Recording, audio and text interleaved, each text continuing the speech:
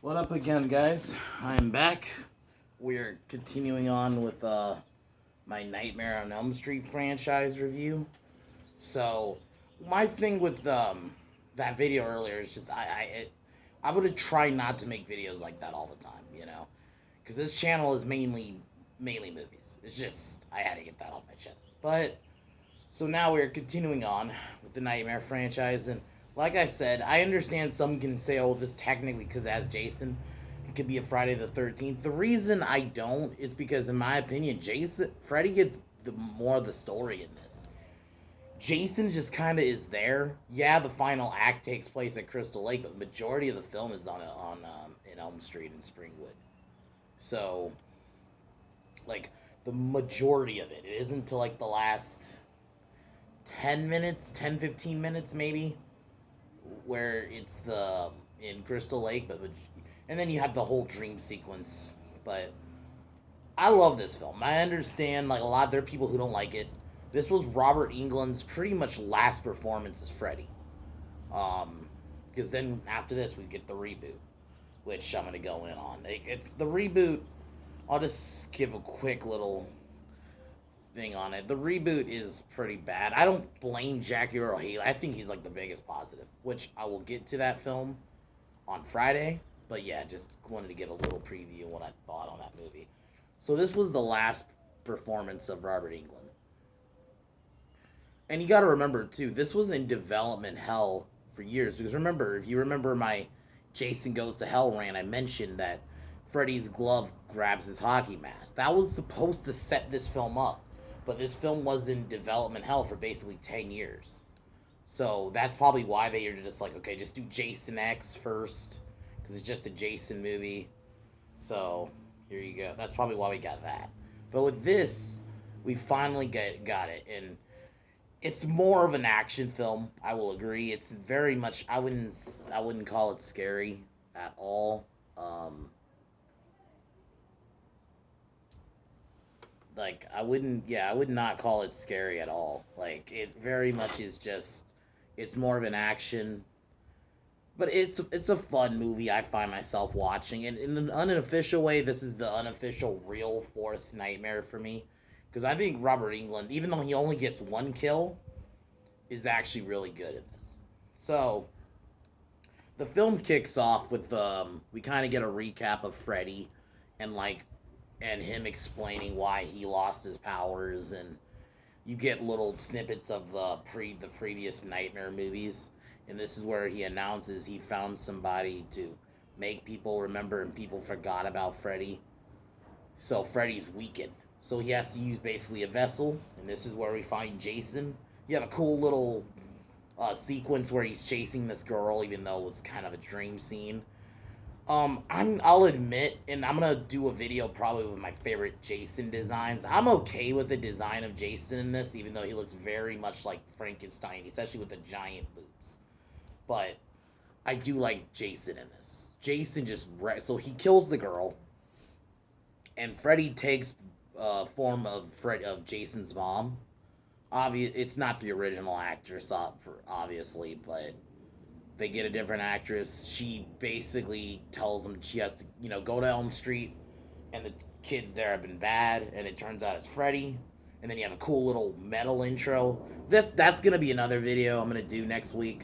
Favorite horror soundtracks. I think this movie has a pretty good you got at the time is very much like alternative rock was a big deal at the time. So you have Seven Dust. You have a lot of good metal in this movie. So you have a cool intro.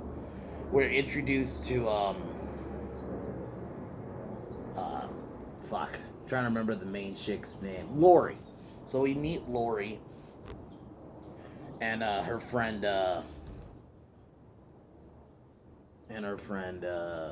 fuck, I'm trying to look for her name.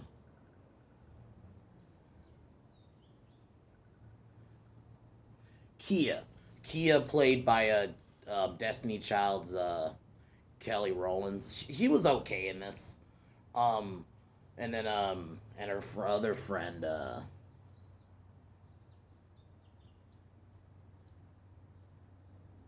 Trying to find out what this girl's name is. the girl's name is Gib, and we're introduced. There's a character named Trey in this movie with a Y. So they come over with a guy named Will, not Will, and a guy named Blake. So very much early 2000s names. Um, while Trey and Gib have sex, Jason shows up. Very good kill where he just like impales the bed and then he fucking Jason just snaps the bed with the dude in it. It's pretty fucking brutal. Um, so that happens. The cops show up, but you can clearly tell the cops are like hiding something. Like, and you have the actor. I don't remember the dude's name, but he was in Scary Movie. He plays he's one of the cops in this. So pretty much, while Kelly's at not Kelly, Lori's at the hospital. She gets transported to Elm Street in a dream scene where she sees a little girl, and this is where she learns the name Freddy. Very next, um, Lori's ex-boyfriend Will and his friend Mark are at Weston Hills because her dad basically framed, which I'll get to later. You learn that they're patients, so they basically escape. So, because Mark causes a diversion, and they escape. The next morning, Lori goes to school. Things seem normal. We're introduced to this character Linderman. He's like this nerdy kid who has a thing for Lori. Lori's an okay, like, I think she's an okay character. She very much, I'm just gonna say it. She has some nice titties. So it very much was like she wasn't an amazing character, but she was okay. Like, besides, obviously being attractive, I think she was okay. I've always said if this film had came out in the 80s, because like I mentioned, Part 7 was supposed to have Freddy in it, but they couldn't, because this is when Paramount still owned the rights to Jason. They couldn't get along, so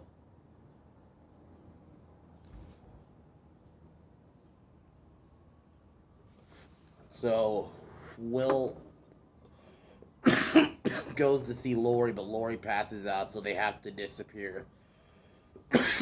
And this is where Mark tells Will about Freddy. And very much, this movie it moves pretty quick. Like, so, um, Will asks Mark to let him borrow his van so he can go see Lori because there's this big party at the some farm. So that happens. Will leaves. We are at the party now. Lori's there, and with Kia, Linderman tries to hit on Kia. You mean not Kia again? He tries to hit on Lori again. He tells off Kia, but Will shows up. So everything seems chill. Gib goes off because she goes off into I don't know, like this kind of grass, you know grassy maze. She thinks she's Trey, and it turns out it's Freddy trying to get her in a boiler room. Very well shot. Freddy's like, one thing I like about Freddy in this, they try to make him scary again. They don't have him drop a bunch of one-liners, maybe like one or two. Like a really quick one where I forgot to mention this scene. Kia is in the library or in like some office, and she's reading a magazine, and it turns out she's passed out, and Freddy's like, got your like really quick. Oh, Blake dies because Jason kills him. I should have mentioned that. Um, so yeah, Blake gets killed by Jason. So back to this scene. Gib is running away from Freddy. She's hides in but she's passed out, and this dude basically is. I'll call it what it is. He tries to rape her. Jason comes, impales both of them, killing Gib also, and Freddy's denied his victims. So basically, Freddy starts realizing Jason's won't stop, and that's so Jason kills her. He kills two jocks and proceeds to have, my opinion, one of my favorite Jason moments where he just goes to the party. He's all covered in fire and is just slicing people. Lori and the gang escape. They take everybody home. Will basically tells Lori that her dad killed her mom. That her mom didn't die in a car accident, and that her dad was in on sending Will away. her dad confronts both of them. She gets into it with her dad. She runs off, meets back up with Will. They try to go back to Mark, and this is Freddy's only kill. And the dude who plays Mark's pretty good. Like he's in like movies like Rampage, and I think he does a decent job. So he wakes up and he's dreaming, and Freddy shows up initially as his brother, who I guess killed himself or was killed by Freddy, if we're supposed to believe. Turns out it's Freddy. Um, Lights his back on fire and says wants because Freddy wants to leave a message, and it says Freddy's back. Pretty good death. It's not over the top or anything, and Freddy seemed intimidating in it. Like he wasn't dropping just one-liners. So I can at least say in this, I like Freddy in this. Like probably the first time I've loved Freddy in a movie since 3, in my opinion. So then they end up meeting up the group, and the cop, the police are like you clearly hiding things. So the cops meet up, and their plan is to basically pull Jace Freddy into the free dream world and have them fight. And initially, it was a dream, another dream where Freddy tries to get Lori, but Lori was able to wake up, and their plan is to go to Weston Hills to get Hypnosil. So they go to Weston Hills. You have this one stoner character you could clearly tell is basically supposed to be um, like Jay from Jay and Silent Bob. Like he had the beanie, long blonde hair, you know. So he's smoking, and Freddy takes form of a like some kind of worm smoking like a bong or a hookah. He follows him. The worm swallows him and basically possesses him. He throws out the hypnosil, and Jason proceeds to show up, starts killing him. He kills the cop. Pretty brutal way. Like, Jason slices at, like, this electrical thing, gets electrocuted. Jason just grabs him and just slams him into it.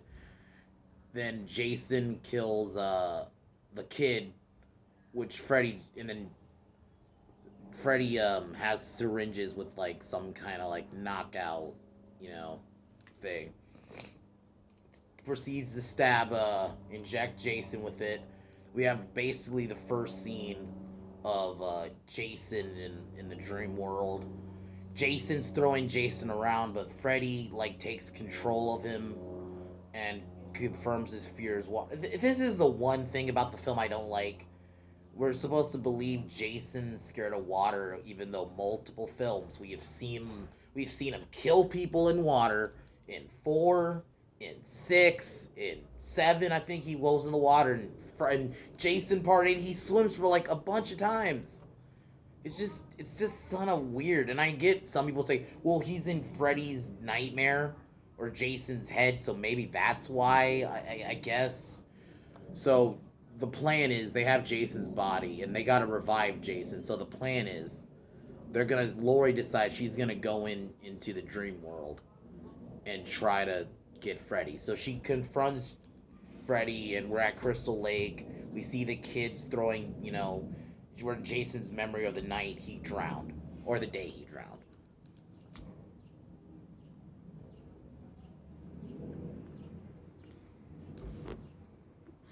So Jason drowns, but it's Freddy who's pulling him down.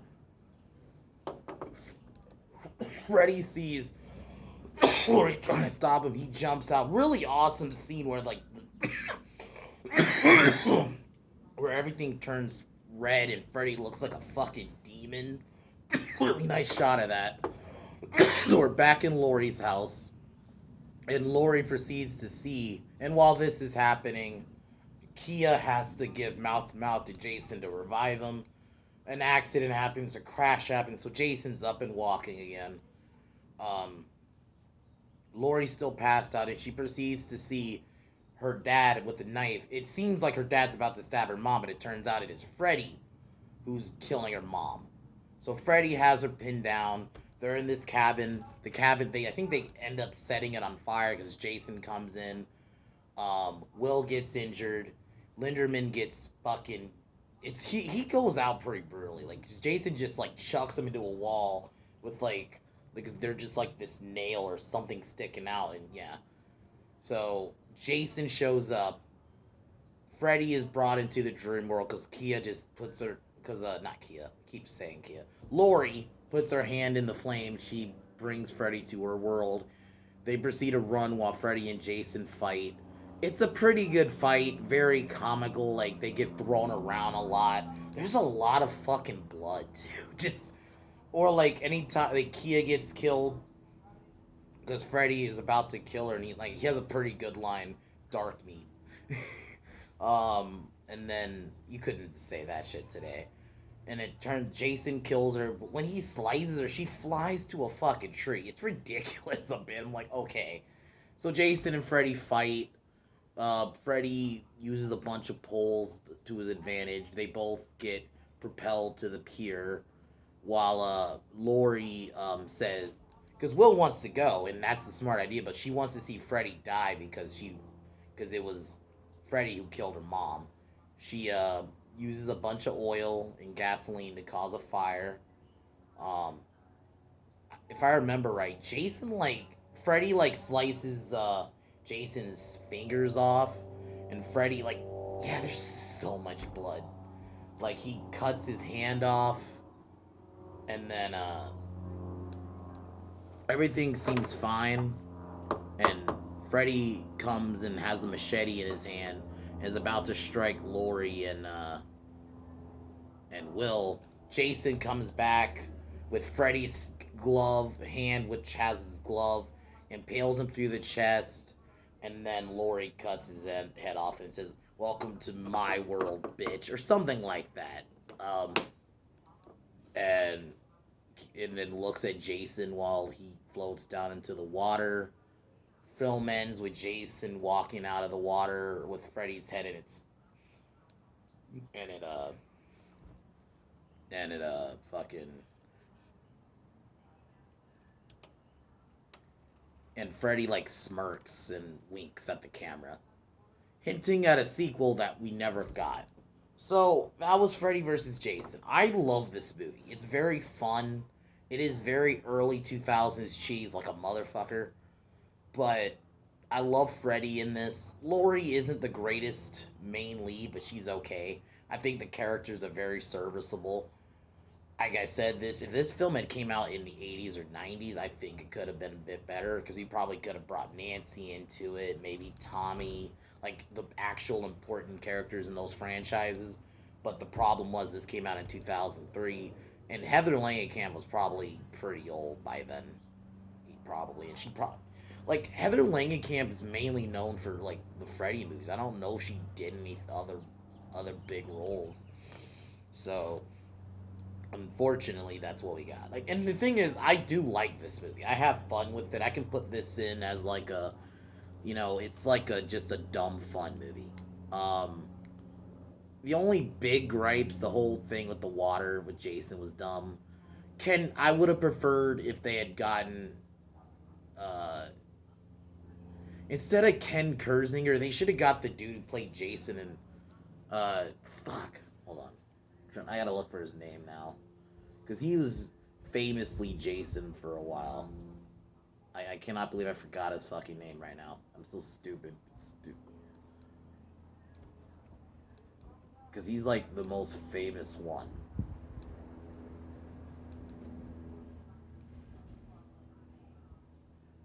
I'm so dumb. I will get it here in a second. Kane Hodder. It's even worse because his name is Kane. So Kane Hodder. But for some reason, I don't know why they didn't get him. But instead, I mean, Ken Kersinger was serviceable for this film. Jason had Jason got all the violence while Freddy got the story. I think is how I saw someone explain it. And it very much wasn't. That's why I consider this more of a nightmare film. That's why I'm reviewing it in the Nightmare franchise section. I do love this film, like I said. Is it great? No. Is it obviously one of the best Nightmare films? No. I think Freddy's kind of back to form though. He's at least kind of scary. They keep that intimidation factor about him. He's not too jokey. He has a few jokey lines here and there in this film, but he's not overly comedic. Um, like I said, if this film had come out in the 80s and 90s, I think this could have been a bit better. But for what it is, it's not a. Don't look at it as a scary movie. You're very much. It's just an action flick. Very good soundtrack, especially if you love like that metal and like alternative. Like you have Seven Dust in there. I don't know who the other people bands are, but it's a pretty good soundtrack overall. This was directed by Ronnie Yu, who directed Bride of Chucky. So um, I definitely would advise watch it if you just want like a good hour and a half, kill an hour and a half. It's paced very well. Like it's not boring. It doesn't drag on. There's no cringy shit in it. Like I get some people who don't like it. They're like, I wanted a bit better. I wanted more with Freddy versus Jason. But at least I feel like the idea was there. It was like you got Freddy and Jason to fight, and they did it. I think there's a bit too much blood. Like the scenes where Jason's slicing somebody and they fly to a tree is ridiculous. The scene where Jason was killing everybody at that party was fucking amazing. That is probably my favorite. Like, well, besides the obviously the liquid nitrogen kill, that was a good one. So, but overall, I love this movie. Tomorrow we will be reviewing Child's Play 2. So we're gonna continue on with the Child's Play franchise. Take one more hit, and yeah, here we go.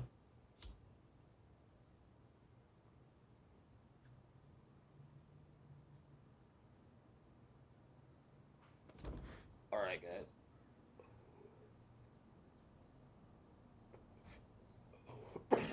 See you guys next